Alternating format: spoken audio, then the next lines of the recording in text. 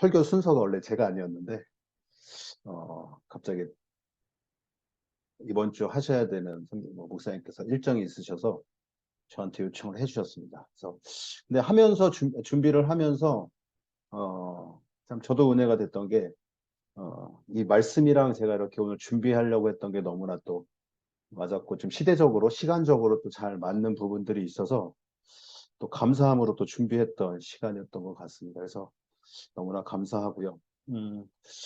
오늘 말씀은 되게 짧습니다. 마가복음 14장 50절 그냥 제목도 도망하니라.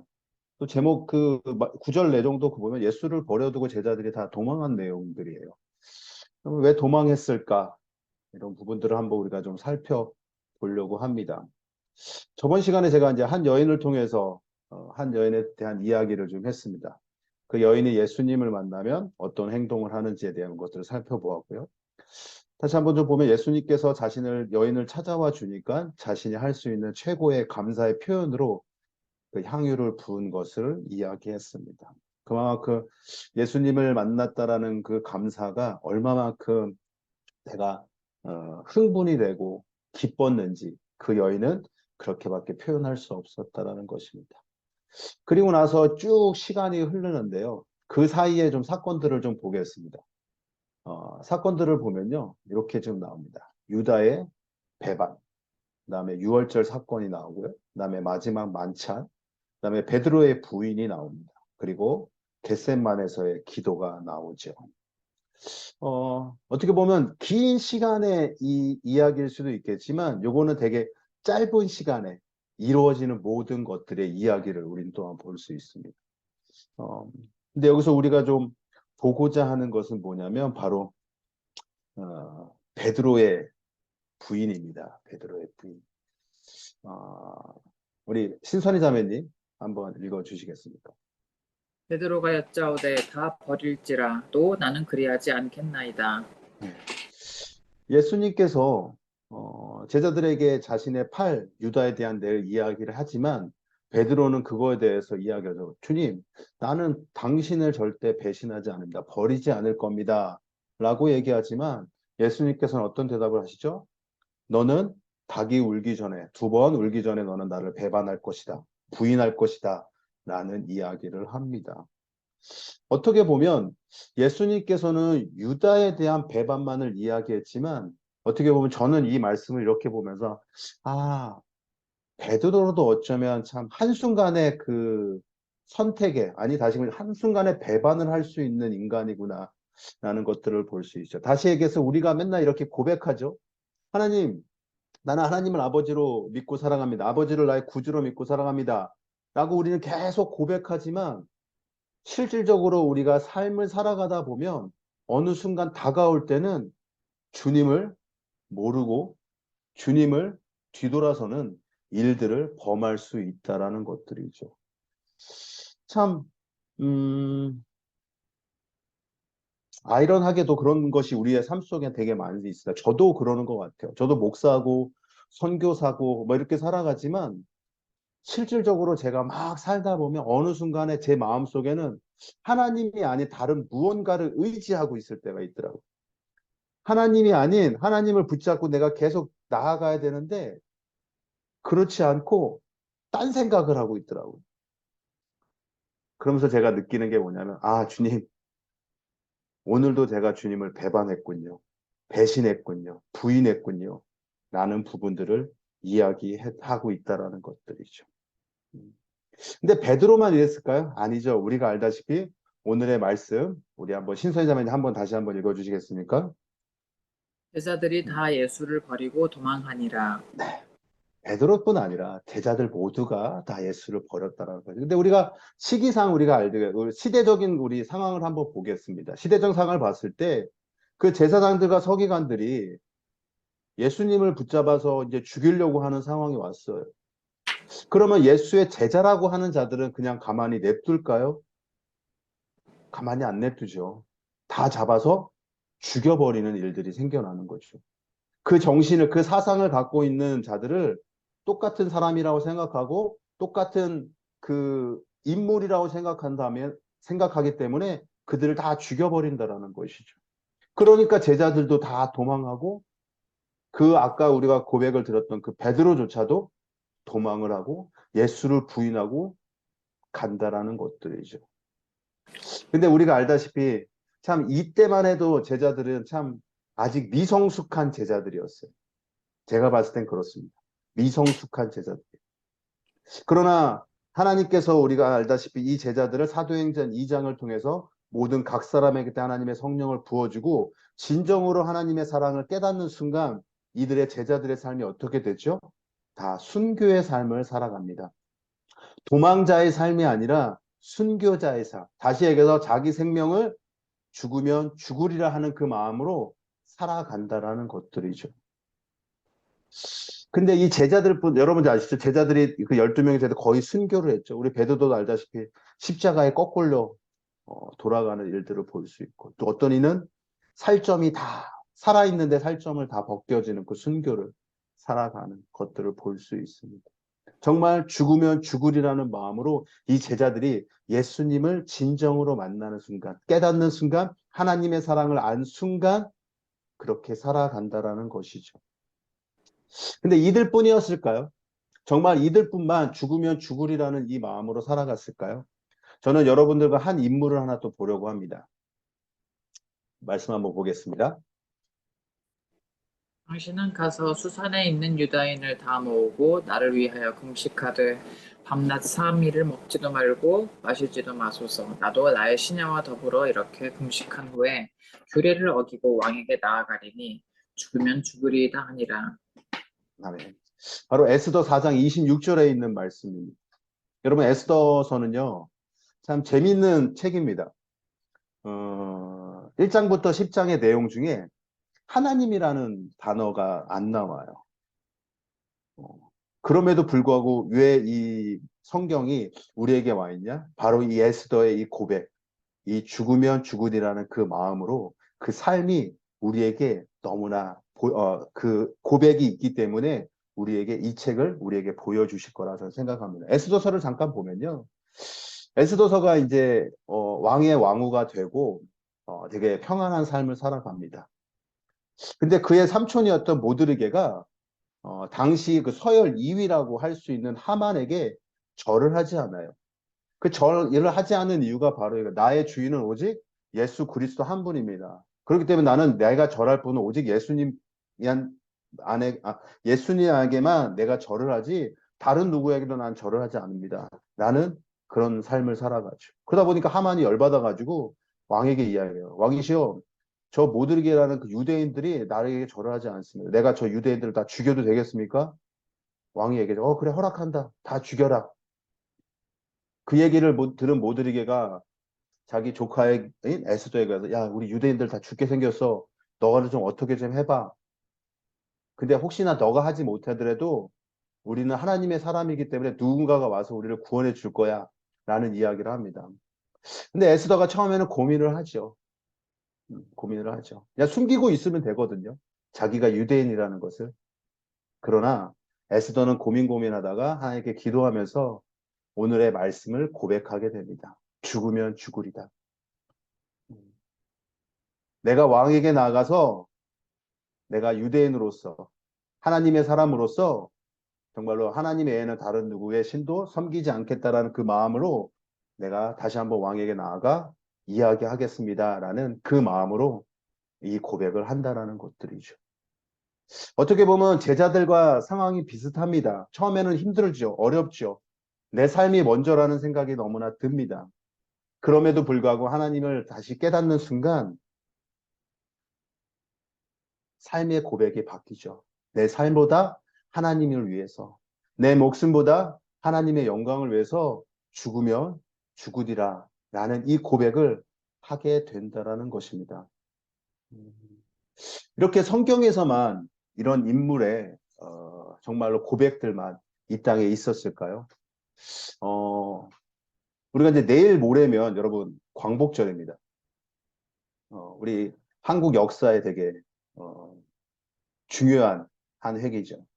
그래서 저는 이 광복절을 좀 기념해서 한 분을 여러분들에게 좀 소개하고자 합니다. 당시 일본 형무소 소장이 어떤 여인을 보고 한 말입니다. 신선희 자매님. 신앙에 대해서 말로만 들어왔는데 오늘 내가 그 신앙이라는 것이 무엇인지 확실히 알았어. 어, 형무소에 있는 어떤 수감자를 보고 이 형무소 소장이 그녀에게 한 고백입니다. 많은 신앙인들을 보았겠죠. 많은 사람들을 보았는데 정말로 하나님의 사람으로서 살아갔던 사람이 별로 없었던 것 같아요. 이 말로만 들었을 때. 그러나 이 여인을 통해서 이 소장의 말은 내가 정말로 이 신앙이 무엇인지 알았다. 다시 얘기해서 하나님이 누군지 알았다라는 것을 알게 되었다라는 것이죠. 한번 그녀를 한번 보겠습니다. 1908년도 6월에서 태어납니다. 그리고 평양 서문여고를 졸업하는데 너무나 똑똑했던 아이였어요. 다른 아이들보다 좀 깊은 생각을 하게 됐고요. 또 하여튼 똑똑한 아이였습니다. 그래서 일본으로 유학을 가게 되고요. 그리고 나서 일본 유학을 공부를 다 마친 후에는 선천 보성여학교의 음악 선생으로 학생들을 가르치게 됩니다. 근데 당시 우리들의 상황 속에서는 이것이 항상 우리에게 근접하게 있었던 분이 바로 신사참배였어요. 우리 이 소녀도, 이 선생님도 학교의 그 선생님들을 인하여서 신사참배에 참여를 해라 라는 강요를 받게 됩니다. 그러나 이 선생님은 끝까지 가지 않아요. 그러니까 학생들이 어떻게 보겠어요? 흔히 얘기해서 무슨, 뭐, 제가 세상 용어를 써서 얘기하면 저 선생 또라이인가? 라고 생각할 수도 있겠지만 그런 것이 아니라 정말로 그 믿음을 봤다라는 것이죠.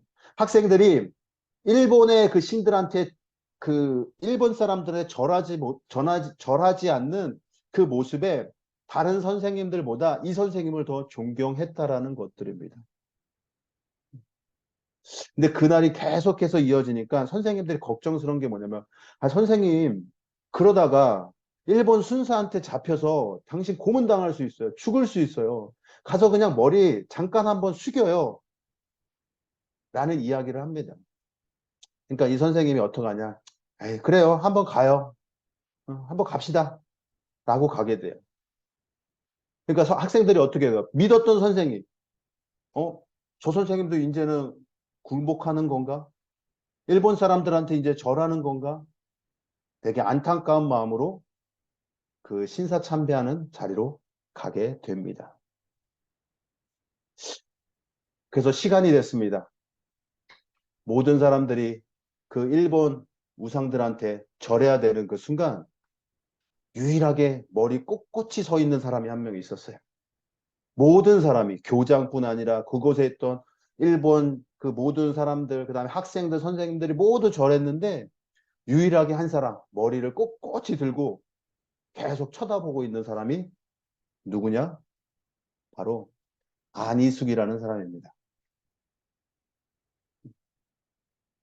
이분은 1908년도에 아까도 얘기했지 태어나셔서 1997년도까지 사셨는데요. 신사참배를 거부했던 인물입니다. 모든 사람들이 그 신사참배하는 데서 절을 했지만 우리 안희숙 여사님은 끝까지 버텼어요. 꼿꼿하게 섰어요. 그러니 학생들 마음에는 얼마나 더 시원함이 있었겠습니까? 근데 이분이 이렇게까지 할 수 있었던 거는 뭐냐면 감옥에 가려고. 왜냐? 순교를 하기 위해서였다고 합니다. 그래서 이분이 학교로 돌아오자마자 바로 감옥으로 가게 됩니다. 그리고 잡혀 들어가 있는데 정말로 그것도 하나님의 은혜 같아요. 우리가 흔히 베드로가 사도 바울이 그 감옥 문이 열려서 이렇게 도망 나왔다는 이야기를 듣잖아요. 이 안희숙 여사도 동일하게 감옥에 있었는데 문이 열려 있고 감수들이 없었어요. 그래서 그 길로 나오게 됩니다. 그리고 그녀는 이렇게 고백합니다. 하나님의 계획이라고 믿지만 하나님 그럼 나는 붙잡히지 않는 삶을 살아가기 위해서 도피 생활을 합니다. 라고 이야기를 합니다. 그렇게 해서 도피 생활이 시작이 되는데 또 이런 가운데 하나님이 만남을 이루어 주기 시작합니다. 바로 하나님께서 어느 날 안희수가 평양으로 가라 라는 음성을 듣고 도피하는 도중 평양으로 가게 됩니다. 그리고 평양으로 가게 되는데 노신사를 만나게 돼요. 근데 이 노신사도 동일하게 이런 음성을 듣습니다. 야, 평양에 가면 안희숙을 만나라. 그리 바로 의사 선생님이었던 박광준 장로님이라는 분입니다. 그래서 이 박광준 장로님이 안희숙을 만나 이야기를 합니다. 안희숙 여사요, 나랑 같이 신사참배 운동에 우리 함께 합시다. 신사참배 거부하는 반대 운동을 함께 합시다. 라는 이야기를 합니다. 근데 그것도 일본 가서, 일본 가서. 그러면서 이런 이야기를 하는데 평양성으로 가서 안희숙을 만나라는 주님의 음성을 들었습니다. 나는 50년이 넘게 예수님을 믿어왔지만 이번처럼 주님의 음성을 똑똑히 들은 적이 없어요. 하나님이 일본에 경고하라고 우리를 경성에 보냈는데 나는 순교할 각오가 되어 있습니다. 그래서 이 얘기를 하면서 안희숙 여사를 함께 하려고 이야기를 하지만 안희숙 여사는 순간 이게 겁이 나기 시작했어요. 두려워지기 시작했습니다. 아, 주님. 내가 정말로 신사참배를 반대하는 거는 맞는데 주님, 너무나 두렵습니다. 너무나 두렵습니다. 내가 어떻게 살아가야 될까? 어떻게 해야 될까요? 그래서 매일매일을 기도로 하며 살아가게 됩니다.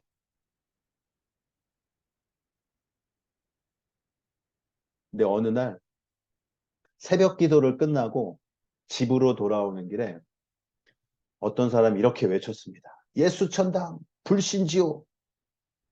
예수 천당 불신지요. 그래서 이 안희숙 여사가 갔어요. 저도 예수 믿는 사람인데 누구세요? 바로 그분이 최권능 목사님이라고 합니다. 그래서 이 최권능한테 이야기를 합니다. 나는 예수 믿는 사람이고 이렇게 돼서 아유 어렵습니다. 막 이야기를 하니까 이분께서 아유 위로를 해주셨을까요? 이런 이야기를 합니다. 우리 신선희 자매님. 당신은 벙어리요. 예수님을 믿는데 왜 입을 꼭 다물고 살아? 지금도 수많은 사람들이 지옥으로 떨어지고 있는데 그 입으로 밥만 먹고 전도는 안 하고 당신만 예수님을 믿기만 하면 다입니까? 복음을 전해야지. 가만히 있는다고 평안할 것 같소? 네. 아니 위로를 받을 줄 알았는데 이 최 목사님께서는 당신 벙어리야? 예수 믿는데 왜 가만히 있어? 가서 전파해야지. 당신의 입은 밥만 먹으라고 있는 입이야? 전하라고 있는 입이요. 그에게 호통을 치기 시작합니다. 그러니까 이 안희숙 여사가 어땠을 것 같아요? 아, 올소이다, 올소이다. 다시 해서 아멘, 아멘 했겠죠. 주님, 내가 잘못했습니다. 내가 정말 두려움에 떨었습니다. 내 욕심에, 내 안위를 더 걱정했습니다. 하나님의 말씀보다, 하나님의 사랑보다 지금도 죽어가고 있는 우리 백성들을 향해서 내가 외치는 것보다 내 안위를 더 생각했습니다. 주님, 용서해 주세요. 용서해 주세요. 얼마나 그 자리에서 눈물로 회개를 했을까요? 이 이후에 안희숙 여사는 어머니에 가서 이 이야기를 합니다. 그러니까 어머니가 뭐라고 얘기할까요? 신선희 자매님. 순종해라 내 딸아 이것이 사명이라면 이 사명을 위해서 죽을 수도 있어야 한다.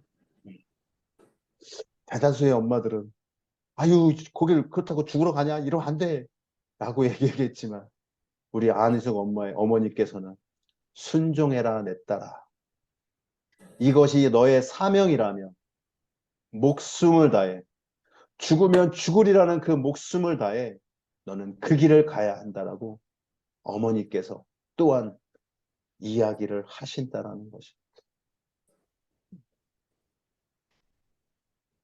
그러니까 안희숙 여사가 바로 박 장로님을 찾아가 일본 땅으로 향하게 됩니다.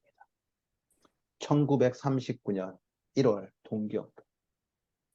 아까 우리 안희숙 여사님께서 태어나신 게 1908년이었습니다. 거의 31살 나이에 우리 장로님과 함께 일본으로 가서 그곳에 있는 목사들과 그리고 일본 장로들 그리고 정치인들, 군인들을 만나 신사참배는 국민 의식이 아니라 하나님의 계명을 어기는 우상 숭배입니다라고 외치기 시작했습니다. 그래서 그 외침 속에 또 그러냐면 이 우상 숭배의 신사참배를 조선인들에게 강요하지 마십시오라고 외치기 시작합니다. 길거리에서 동경 그 항복판에서 외치는데 이분들이 더 나아가 더 정말로 목숨 걸어서 가는 곳이 바로 이곳입니다. 바로 일본 국회의사당으로 들어갑니다. 그냥 길거리에서만 외쳐도 이들의 목숨은 잡혀 죽을 수도 있는 목숨인데 이들은 일본 국회의사당까지 들어가서 우리는 그리스도의 전사라고 외치면서 우상숭배, 다시 얘기해서 신사참배 거부에 대한 반대에 대한 의사를 계속해서 외쳐 나아갔다라는 것입니다. 여러분, 안희숙 여사는 처음엔 두려웠습니다. 도망치고 싶었겠죠. 그 자리를 벅차고 나아가고 싶었겠죠. 저는 이 말씀을 준비하면서 예수님도 한번 생각해 봤어요. 예수님도 십자가에서 이렇게 얘기하죠. 주님, 하나님, 아버지, 혹시 이 잔을 내게서 멀리 나에서 떨어뜨려 주실 수만 있다면 저는 그 말이 참 오늘 말씀과도 비슷하지 않나라는 싶은 생각을 저도 혼자 해봤습니다. 아, 예수님, 그냥 인간으로서의 예수님도 그것이 두려웠구나, 무서웠구나, 힘들었겠구나라는 생각을 해봤어요. 근데 예수님의 고백이 뭐예요? 그럼에도 불구하고 아버지의 뜻이 내가 죽어야 된다면 내가 죽겠습니다. 죽음으로 내가 주님 앞에 순종하겠습니다라는 그 예수님의 고백이 얼마나 아름다웠는지. 오늘 이 안희숙 여사도 정말로 일본으로 가서 내가 외쳐야 되는 그 음성을 외치지 못할 때는 얼마나 두려웠겠어요. 제자들도 예수님 잡혀가는 그 모습을 보고 얼마나 두려웠겠어요. 무서웠겠어요. 얼마나 떨렸겠어요. 근데 진정으로 예수님을 다시 한번 만나니까 그들의 삶이 순교의 삶으로 바뀌었다라는 것입니다. 오늘 안희숙 여사의 이야기는 제가 한 3분의 1 정도 지금 했습니다. 제가 이거 짧은 시간에 준비하느라 다 하지는 못했어요. 혹시나 또 기회가 된다면 제가 뒷부분도 나중에 해드리도록 하겠습니다. 근데 정말로 이 안희숙 여사의 이 고백, 혹시 여러분 저의 얘기를 기다리는 게 좀 그러시면 책을 읽으십니다. 죽으면 죽으리라는 책이 있습니다. 그 읽으시면 정말 안희숙 여사님의 그 스토리가 너무나 잘 나와 있어요. 하여간 정말로 그분의 그 고백, 죽으면 죽으리라. 제자들도 처음에는 도망했지만 순교의 삶을 살고 에스더도 두려웠지만 하나님의 그 사랑을 알 순간 내가 죽으면 죽으나 내 백성을 구하겠다는 그 마음으로 왕 앞에 나가고 우리 안희숙 여사도 내 목숨보다 내 백성, 특별히 아까도 얘기했던 하나님의 사랑이 하나님의 계명을 어기는 이 일을 우리가 참여할 수 없다라는 그 이야기를 하려고 그 일본 땅으로 향하는 그 발걸음, 그리고 예수님도 그 십자가를 짊어지시는 게 얼마나 두려웠으면 주님 혹시나 이 잔을 나에게서 치워주실 수만 있다면, 그러나 주님, 모든 사람들의 마지막 고백은 주님, 그럼에도 불구하고 주님께서 원하시며 주님께서 계획하시고 주님께서 이루시는 거, 주님께서 함께 하시는 거라면 내가 이 목숨도 아끼지 않고 가겠습니다. 그렇습니다. 우리는 제자들과 같이 하나님은 알고 있지만 그분이 우리를 찾아와 주셨는지 체크해야 됩니다.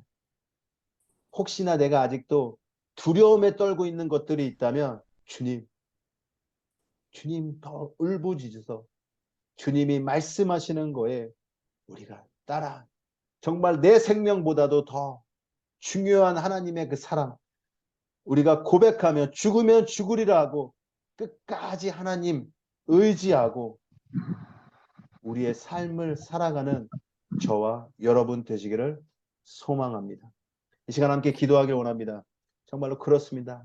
우리는 도망할 수밖에 없는 자였습니다. 그러나 주님께서 나를 만나와 주셨기 때문에 이제는 우리가 고백하는 것은 주님, 죽으면 죽으리라. 내가 주님의 말씀에 따라 내 생명 아끼지 않고 걸어가겠습니다. 라고 이 시간 하나님께 고백하면서 이 시간 함께 기도하며 나아가겠습니다. 함께 기도합니다.